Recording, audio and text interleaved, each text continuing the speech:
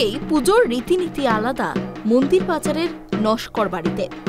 শাস্ত্র মেনে পুজো হলেও নবাবী আদব কায়দা আজও থেকে গিয়েছে। আজও দেবীকে নৈবেদ্য হিসাবে দেয়া হয় 6 মণ চাল। শুরুতে বাড়ির 6 ভাই প্রত্যেকেই 1 মণ করে চাল নৈবেদ্য দিতেন দেবীকে। সেই থেকেই এই নিয়ম। সময়ের সঙ্গে সঙ্গে নস্কর বাড়ির পুজো জৌলুস হারালেও কোনো রকম খামতি থাকে না আয়োজনে। আজও প্রাচীন রীতি মেনেই দুর্গা ও রাধা গোবিন্দ একই সঙ্গে পূজিত হয়ে আসছেন এই বাড়িতে। এই পুজো এলাকায় 6 বুড়োর পুজো বলে পরিচিত। 400 বছরেরও বেশি সময় ধরে চলে আসছে এই পুজো। অন্যান্য পুজোগুলির থেকে এই খাঁ নস্কর বাড়ির পুজোর রীতিনীতি কিছুটা আলাদা, কারণ 6 বুড়োর মধ্যে সংখ্যালঘু সম্প্রদায়ের একজন আছেন, কিন্তু প্রাচীন শাস্ত্র মেনে পুজো হয় এখানে। এই পুজোর পরতে পরতে জড়িয়ে রয়েছে ইতিহাস। তখনকার পূজাটা আরো বেশি সমারোহ ছিল। তখন 21 মণ চালের পূজা ছিল। আচ্ছা, আমাদের যে ডালা হতো 21 মণ চালে, তারপরে আস্তে আস্তে ভেঙে এখন 7 মণ, 7 মণে থেকে ওই 6 মণ, 6.5 মণ এইরকম একটা ডালা হয়। তবে সকলকার আমাদের এই প্রতিবেশীর মধ্যে সকলকার সহযোগিতায় এই পূজাটা হয়, ফ্যামিলি পূজা। এখনো মোটামুটি এই নস্কর বাড়ির পুজো হিসেবেই চলছে। হ্যাঁ, নস্কর বাড়ি পূজা, তাছাড়া আদার্স অন্য কোনো ইয়ে নয়। আচ্ছা, এখন কি ভোজের আয়োজন করা হয়? ভোজের আয়োজন কোনো সময় নবমী দিনে হয়। নস্কর বাড়ির পুজোর সঙ্গে জড়িয়ে রয়েছে বিরাট ইতিহাস। তখন বাংলার নবাব ছিলেন হুসেন শাহ। তার আমলে রায়দিঘির ছত্রভোগের বাসিন্দা রামচন্দ্র লস্কর ছিলেন নবাবের দেওয়ান। নীলাচল যাত্রার সময় চৈতন্য মহাপ্রভু কয়েকদিন ছত্রভোগে অবস্থান করেছিলেন। কথিত আছে দেওয়ান রামচন্দ্র সেই সময় মহাপ্রভুর কাছ থেকে দীক্ষা নিয়ে বৈষ্ণব হন।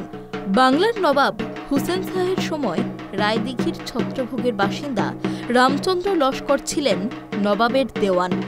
দীর্ঘদিন ভালো কাজ করায় নবাব তাকে খুশি হয়ে উপাধি দিয়েছিলেন খাঁ। সেই থেকে তারা উপাধি হিসাবে ব্যবহার করতেন খাঁ লস্কর। কথিত রয়েছে পরবর্তীকালে তিনি নিজের ধর্ম ত্যাগ করে মুসলিম ধর্ম গ্রহণ করেছিলেন। 3 পুরুষ ধরে এই পদবি ব্যবহারের পর রামচন্দ্রের পৌত্র রামজীবন খাঁ লস্কর উপাধি ত্যাগ করে নস্কর উপাধি নিয়ে তিনি ও তার 5 ভাই চলে আসেন মন্দির বাজারের জগদীশপুরে। সেখানেই 6 জন মিলে পুজো শুরু করেছিলেন। সেই থেকেই এই পুজো পরিচিত 6 বুড়োর পুজো হিসাবে। এবং নিয়ম মেনেও চলি। আমাদের দশমীর দিনে সমস্ত সদস্য আমাদের নস্কর বংশের বা বাইরের 2-4 জন আসে। আমরা যেভাবে তাদের শ্রদ্ধা আলিঙ্গন আগের যেমন হতো এখনও সেইভাবে চলে আসছে। এই কাঠামো আমাদের ঠিক ওই জন্মাষ্টমী যেদিন হয় সেদিনই কাঠামো আমাদের পূজা দেওয়া হয় প্রতি বৎসর একই নিয়মে। সেই কাদা ওই প্রতিমাতে ওঠে এবং পূজা সেইভাবে প্রতিমা তৈরি হয়। মানে আপনি বলছেন 300 বছর আগের যে রেওয়াজ ছিল সেটা মেনেই কি পুজো? সেটা কি একই নিয়মে চলে আসছে, এর কোনো পরিবর্তন হবে না। এই পুজোর তো বিশেষ ঐতিহ্য রয়েছে যেহেতু এত পুরনো। এই কাটমা যদি কোনো দিন কোনো রকম নষ্ট হয় সেই কাটমা আবার নতুন কাঠ দিয়ে পূজা করে সেই কাটমা আমরা সেইভাবে তৈরি করে রাখি এবং পূজা দিই। আগের থেকে এবারে এখন কি একটু জৌলুস কমেছে? এমন কিছু জৌলুস কমেনি, অভাব অনটন আছেই এবং সব বুড়ো তো এখন স্বভাবই দিতে পারে না, একটু কম বা বেশি হয়। আমাদের আবার এই কমিটি থেকে সেগুলো পূরণ করা হয়। নস্কর বাড়িতে দুর্গাপুজোর জন্য একসময় তৈরি করা হয়েছিল বিশাল চণ্ডী মণ্ডপ। সামনে ছিল 8 চালা। পুজোর কদিন এলাকার বাসিন্দাদের ভিড় লেগেই থাকতো ওই বাড়িতে। প্রতিদিন 8 চালায় বসত গান বাজনার আসর। পুরোহিত, ঢাকি, মৃৎশিল্পী, ময়রা এবং বস্ত্র ব্যবসায়ীদের আগাম চাষের জমি দিয়ে রাখা হতো। তারা সারা বছর সেই জমিতে চাষ করতেন। বিনিময়ে দুর্গাপুজোর সময় নস্কর বাড়িতে তারা পুজোর কাজ করতেন। এভাবেই চলে আসছিল বছরের পর বছর ধরে। নবাবী আমলে মহা ধুমধাম করে এই পুজো হতো।